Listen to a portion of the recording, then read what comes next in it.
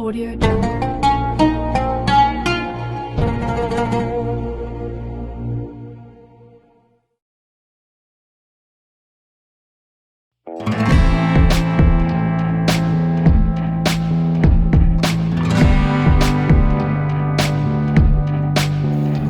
Hai semuanya, balik lagi di channel Mujahid Islam TV. Sebelum kalian melanjutkan video ini, jangan lupa untuk tekan tombol like, komen, subscribe, dan juga share video ini ke teman-teman kalian. Ibrahim adalah tokoh dalam Al-Quran yang merupakan seorang nabi yang keenam sekaligus rasul yang keempat, serta merangkap dengan kedudukan sebagai ulul azmi yang kedua pada Islam.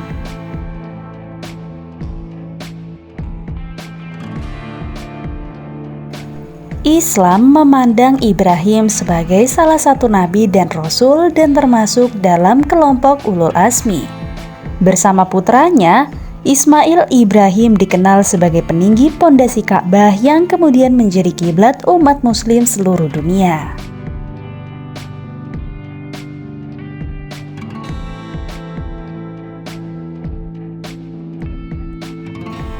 Hari Raya Idul Adha juga menjadi pengingat akan peristiwa penyerahan sepenuhnya Ibrahim atas perintah Allah.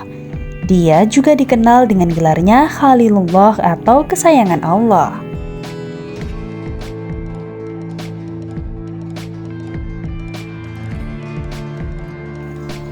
Dalam Al-Quran juga ditegaskan bahwa Islam yang dibawa Nabi Muhammad merupakan kesinambungan dari ajaran Ibrahim. Dalam Yahudi, Ibrahim disebut sebagai bapak kami Abraham, sebagai penanda bahwa sosoknya berperan sebagai leluhur biologis bangsa Yahudi dan ayah dari agama Yahudi.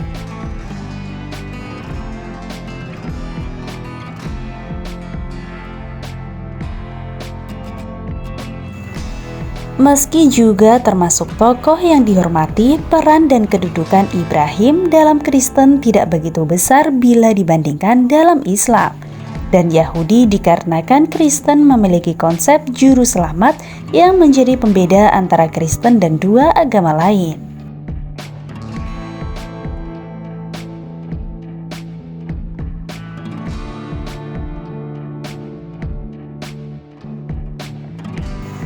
Nama Ibrahim disebutkan 69 kali dalam Al-Quran, sedangkan kisahnya tertuang dalam beberapa surat dalam Al-Quran, yakni Al-Baqarah ayat 258, Al-An'am, lalu Ibrahim, Maryam, Al-Anbiya, Asy-Syu'ara, Al-Ankabut, dan As-Saffat.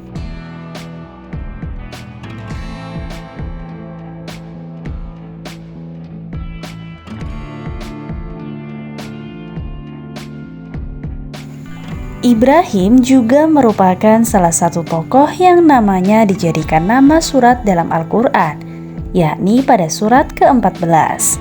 Dalam Tanakh atau kitab suci Yahudi dan Alkitab atau kitab suci Kristen, Ibrahim awalnya disebut Abram, kemudian namanya diubah menjadi Abraham saat perjanjian sunat, dan kisahnya termuat pada kitab Kejadian pasal 11-25.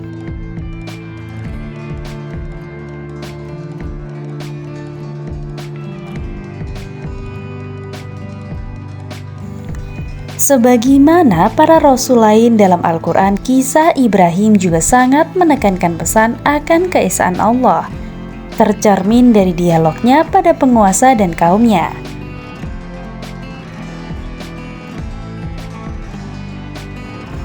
Di sisi lain, Tanakh dan Alkitab lebih menekankan pada rincian kronologis cerita dan perjanjian Allah dengan Ibrahim terkait bangsa-bangsa dan tanah terjanji juga menjadi titik pusat perhatian umat Yahudi.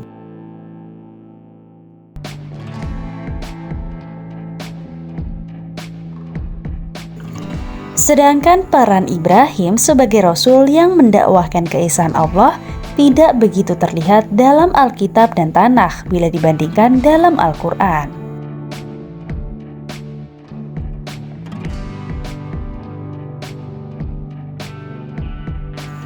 Ibrahim lahir dari seorang ayah yang bekerja sebagai pembuat patung yang biasanya dijadikan sesembahan. Terkait tempat kelahirannya, pendapat paling masyhur menyatakan bahwa Ibrahim lahir di Babilonia di kota Ur-Kasdim.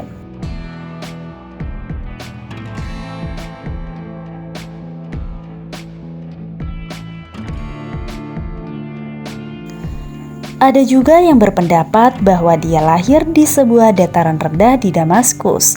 Sangat mungkin kepercayaan yang dianut masyarakat kala itu adalah agama Mesopotamia yang menyembah banyak dewa dan dewi.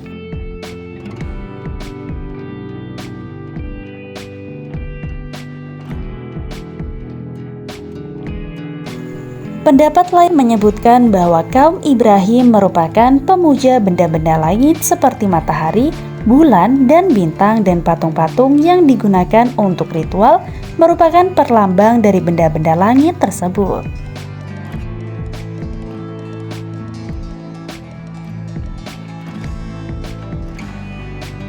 Sebagaimana berhala-berhala yang disembah kaum Nuh adalah perlambang dari orang-orang saleh yang telah meninggal.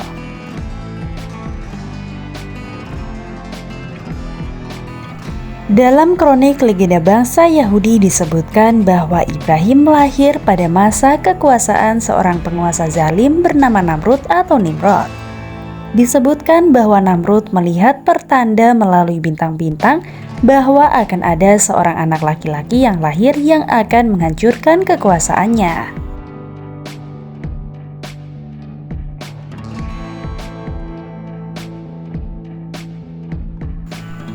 Salah satu mukjizat yang dialami Ibrahim yang disebutkan dalam Al-Quran adalah terkait kekuasaan Allah menghidupkan makhluk yang telah mati.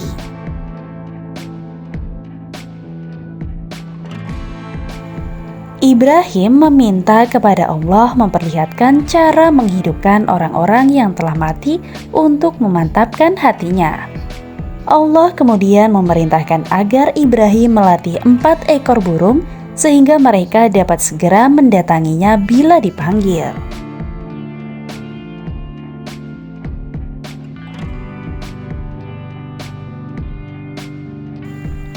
Setelah terlatih, burung-burung tersebut disembelih dan dicincang. Kemudian jasadnya dipencarkan dan diletakkan di tiap-tiap bukit. Saat Ibrahim memanggil burung-burung tersebut, mereka segera mendatanginya seperti sebelumnya.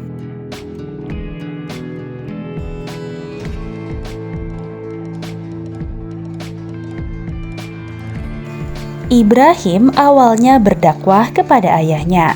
Dengan lembut, dia menegaskan agar ayahnya meninggalkan sesembahan lamanya yang tidak dapat mendengar, melihat, dan memberi pertolongan sedikit pun.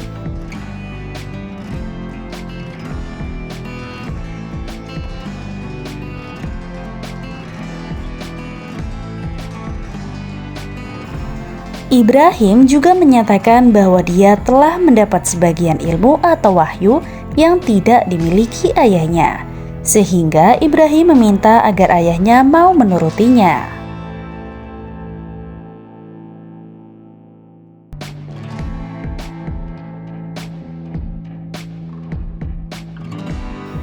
Meski demikian, ayahnya menolak ajakan Ibrahim, bahkan mengancam akan merajamnya dan menyuruh Ibrahim meninggalkannya. Ibrahim kemudian menjauhkan diri dari ayahnya sembari memintakan ampun ayahnya kepada Allah.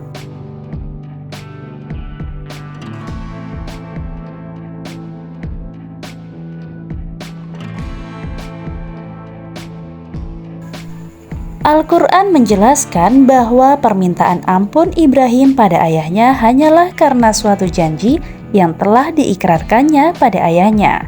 Namun setelah jelas bahwa ayahnya adalah musuh Allah, Ibrahim berlepas diri darinya.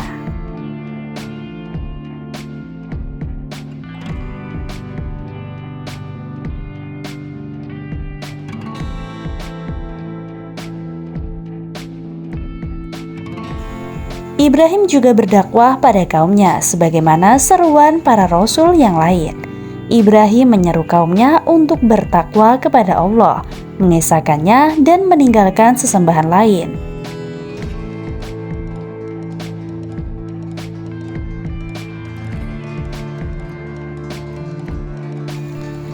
Ibrahim juga menegaskan bahwa sesembahan mereka tidak mampu memberi rezeki pada penyembahnya.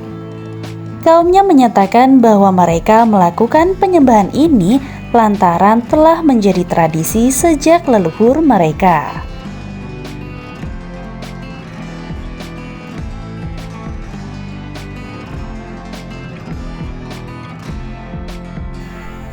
Ibrahim kemudian bertekad untuk melakukan tipu daya pada berhala-berhala sembahan kaumnya saat mereka pergi.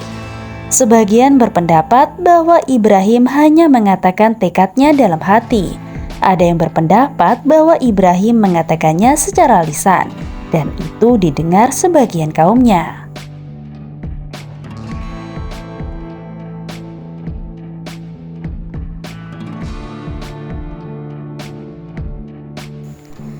Dalam legenda bangsa Yahudi disebutkan bahwa pada suatu hari ada seorang wanita tua yang hendak membeli berhala dari Ibrahim karena berhala miliknya dicuri saat dia sedang mandi.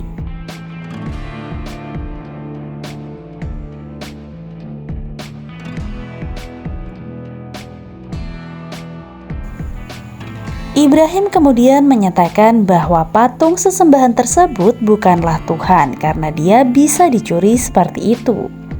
Wanita tersebut kemudian tersadar dan kemudian ikut membantu dakwah Ibrahim, sehingga banyak orang yang akhirnya mengikuti ajaran Ibrahim.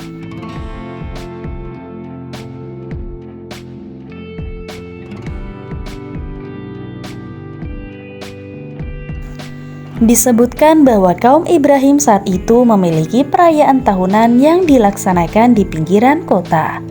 Azar saat itu meminta Ibrahim ikut mendatanginya, tetapi Ibrahim melihat sekali pandang ke arah bintang-bintang, kemudian mengatakan kalau sedang sakit.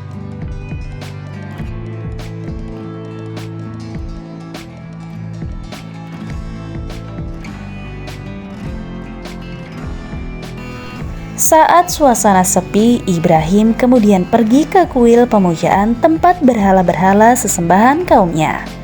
Di sana terdapat sesajian yang disuguhkan untuk berhala-berhala tersebut.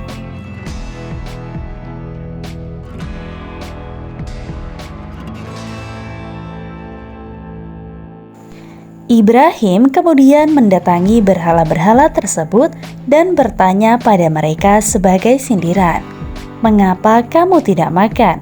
Mengapa kamu tidak menjawab?"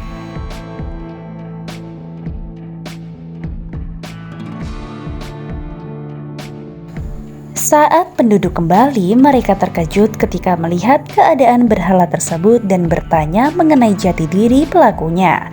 Sebagian penduduk kemudian mengatakan bahwa Ibrahim dikenal suka mencela sesembahan mereka.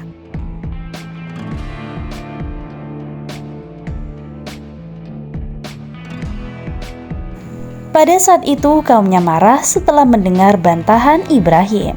Para penduduk tidak bisa menang debat dengan Ibrahim sehingga mereka mengalihkan permasalahan dan menggunakan kekuatan untuk membungkam Ibrahim dengan cara berusaha dilemparkan ke dalam api.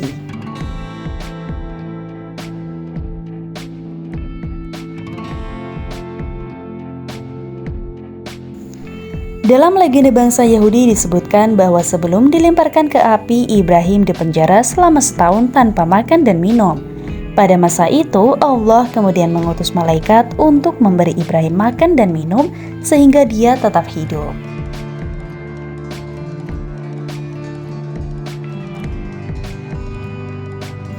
Kemudian diusulkan kepada Namrud bahwa Ibrahim harus dibakar hidup-hidup di hadapan khalayak agar para penduduk dapat terus mempercayai Namrud.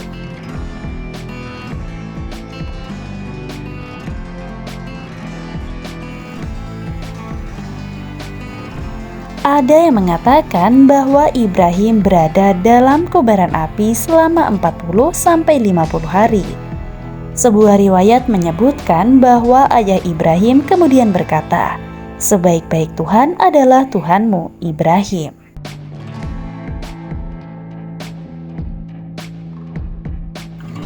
Nah, baik teman-teman, itulah tadi sejarah dari kisah Nabi Ibrahim alaihissalam. Sampai jumpa di video berikutnya.